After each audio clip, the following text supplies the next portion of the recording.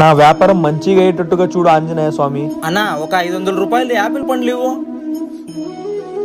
తీసుకోండి అన్న. తీసుకోన్నా. ఇది దొంగ నోట, ఇంత మోసం చేశారేంటి?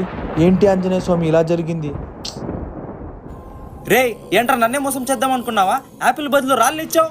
లేదన్నా, నేను ఇచ్చింది యాపిల్సే. ఒకసారి చూడరా. యాపిల్సే ఉన్నాయి కదన్నా. లేదురా, నువ్వు ఇచ్చింది రాళ్ళే. చూడరా, రాళ్ళున్నాయి దీంట్లో. లేదన్నా, యాపిల్స్ ఉన్నాయి కదన్నా. రే రాళ్ళున్నాయి కదరా, నువ్వేమన్నా గుడ్డోడివా? నా డబ్బులు నాకు వాపస్ ఇచ్చారా. తీసుకోండి అన్నా. అసలు ఇక్కడ ఏం జరుగుతుంది నాకేం అర్థం కావట్లేదే.